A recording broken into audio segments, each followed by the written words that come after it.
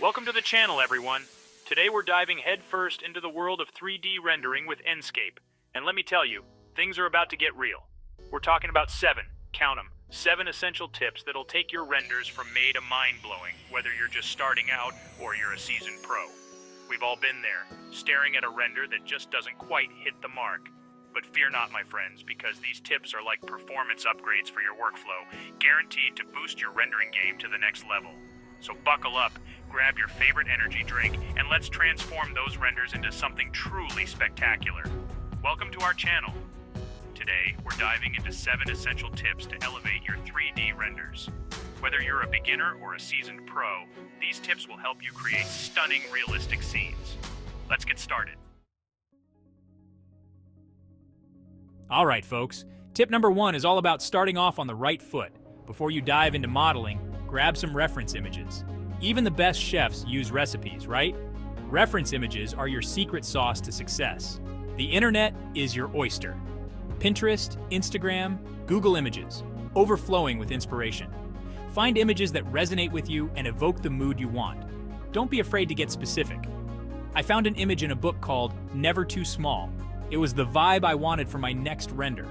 Having that image kept me focused and inspired. The final render turned out amazing, thanks to that visual guidance. Okay, now that we've got our inspiration locked down, it's time to talk about optimization, baby. This is where things get technical, but trust me, it's crucial for a smooth rendering experience. Imagine trying to run a AAA game on a potato PC. Not pretty, right? The same goes for rendering. If your 3D model is bogged down with unnecessary details, it's going to slow down your render times and potentially even crash your system. So how do we avoid this digital disaster? By being smart about our modeling choices. Focus on the elements that will actually be visible in your final render. Remember that awesome reference image we talked about? Keep that in mind as you model. If it's not going to be seen in the final image, do you really need to model every single screw and bolt? Probably not. Another pro tip, set up a basic scene early on. I know, you're eager to jump into the nitty-gritty details, but hear me out. By setting up a simple scene with basic lighting and materials, you can do test renders throughout the modeling process. This allows you to see how your model is looking in the context of the final render and make adjustments as needed. It's like taking your project for a test drive before you hit the gas. Trust me, it'll save you a ton of headaches in the long run. All right, let's talk about a subtle but incredibly effective technique, rounding those corners. You see, in the real world, things are rarely perfectly sharp. There's always a slight curve, a bit of wear and tear that softens those edges. Now, you might be thinking, Linus, are you serious? Rounding corners? Is that really going to make a difference? Oh, my friend, it makes a huge difference. It's like the difference between a cheap plastic toy and a handcrafted masterpiece. Sharp edges in your model can make it look artificial, almost cartoonish. But by rounding those corners, you instantly inject a dose of realism, a touch of sophistication that elevates the entire render. Think about it. When was the last time you saw a perfectly sharp corner in real life? Probably never, unless you're living in a museum dedicated to cubes. But in the real world, things get bumped, they get worn down, they develop a certain patina.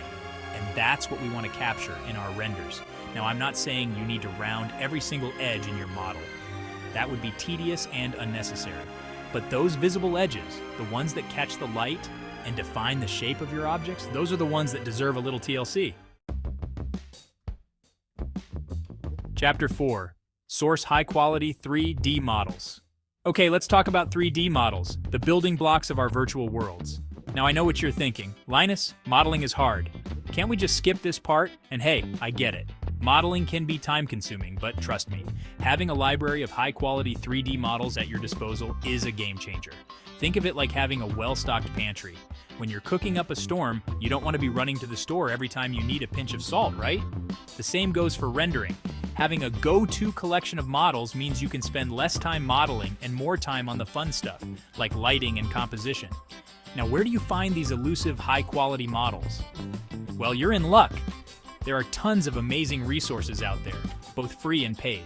Sites like CG Trader, TurboSquid, and Sketchfab are like vast digital warehouses packed with 3D models for every occasion. But let me share a little secret with you. You don't always have to break the bank to get your hands on great models. There are plenty of generous souls out there who share their creations for free. For example, I recently stumbled upon this fantastic website called CG Tips.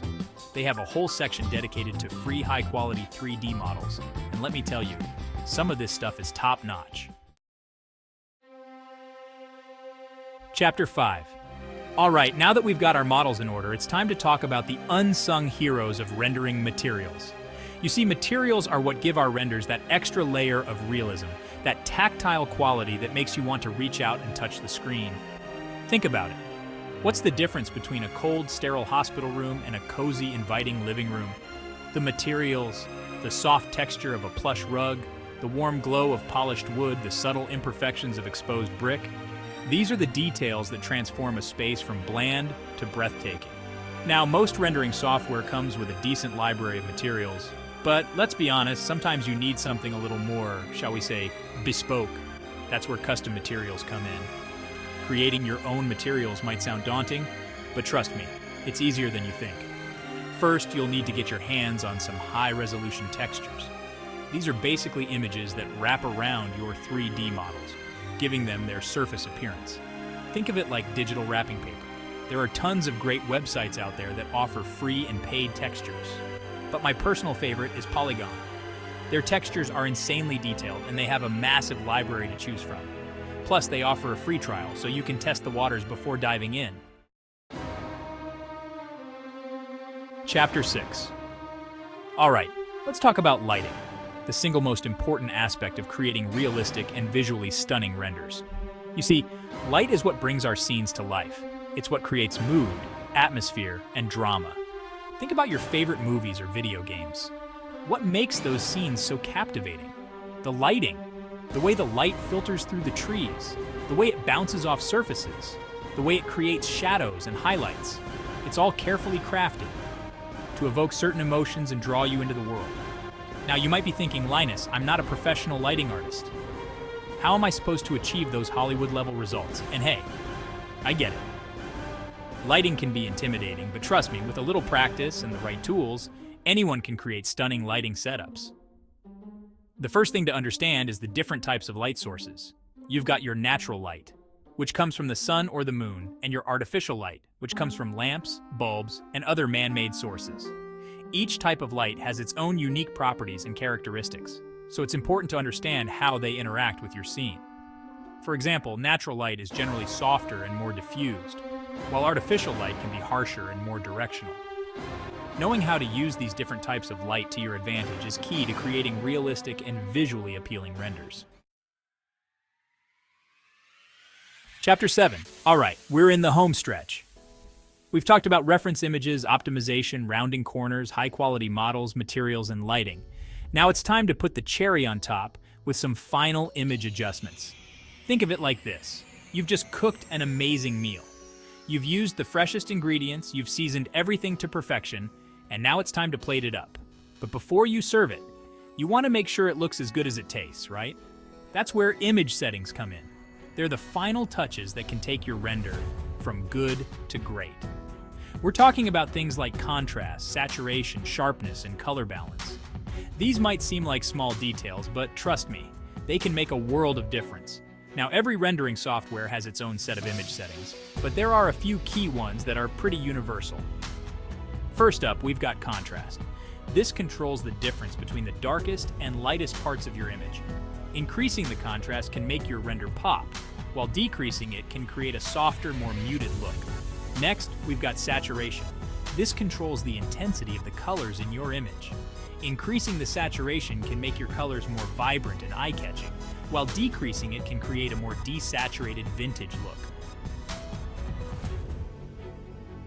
And there you have it, folks. 7 essential tips to elevate your 3D renders in Enscape. I hope you found this video helpful, and remember, practice makes perfect. Don't be afraid to experiment, to push the boundaries, and most importantly, to have fun with it. Rendering is an incredibly rewarding process, and with these tips in your back pocket, you'll be creating stunning photorealistic visuals in no time. So go forth, my friends, and render like you've never rendered before. And hey, if you found these tips helpful, be sure to give this video a thumbs up, subscribe to the channel for more awesome content, and let me know in the comments what you'd like to see next. Happy rendering! Thanks for watching. If you found these tips helpful, don't forget to like, comment, and subscribe for more content like this. Happy rendering!